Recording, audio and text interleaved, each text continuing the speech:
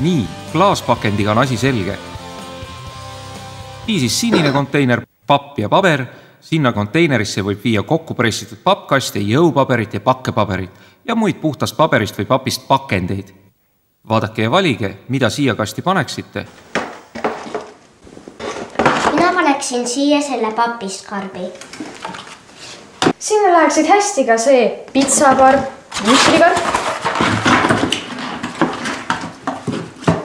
Siin on üks müslikarb veel, ma annaks selle ka. Ja Kinder šokolaadikarbi. Ja veel mingi papp.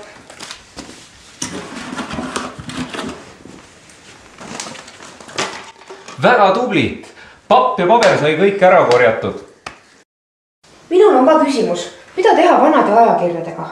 Koduajakirjad hoiame kõik alles, aga kõiki värvilisi trükiseid ei ole küll ruumi kuskil hoida. Peale selle need on ju niivõrd paksu värvikihiga ja kõlba pahju tulehakatusekski. Jah, tõesti. Paberit põletada ei tohiks. Kogudes kokku 70 kilogrammi vanapaberit, säästame ühe puu metsas vanad ajalehed, ajakirjad ja vanad kooliviikud kogume kokku, viime jäätmejaama või vanapaberi konteinerisse. Siia sellesse konteinerisse neid panna ei tohiks. Ja vanapaberi kogumine on tõesti väga tähtis. Mõelge vaid, isegi meil Eestis on selline vabrik olemas, kus vanast paberist tehakse uut. Ja, me käisime seal juba keskkonnasaatega.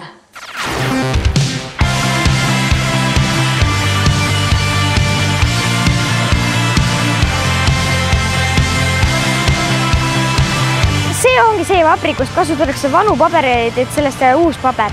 Täpselt see vabrik ongi.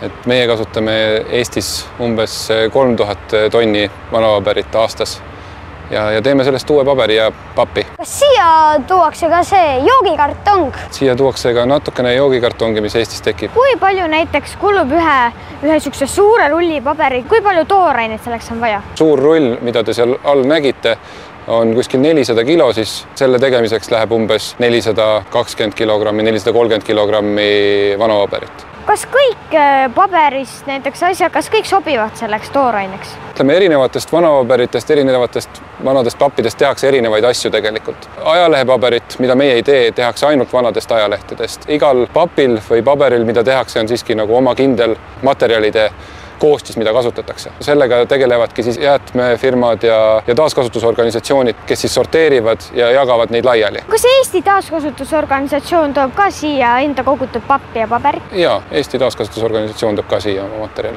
Näiteks pakend ja see on kollast värvi. Kas siis sellest saab kollast paberit? Kui kasutaks ainult sellist pakendit, mis on kollane, siis saaks kollast paberit, jah. Kuna pakendid alati on segamini, siis sealt tuleb selline hall välja, nagu me nägime seal all. Meie põhitoode tegelikult ongi pakend. Kõik see, mis rullis all tehakse, läheb meil ümberlõikamisele ja sellest tehakse pakkenurgad. Kui kartong pakendit ei pese, kas siis juhtub ka selle paberiga midagi? Toit läheb alati hallitama ja see tekitab meile päris ebameeldiva lõhna ja see ongi see, miks peaks nagu neid pakendeid siiski puhtaks loputama.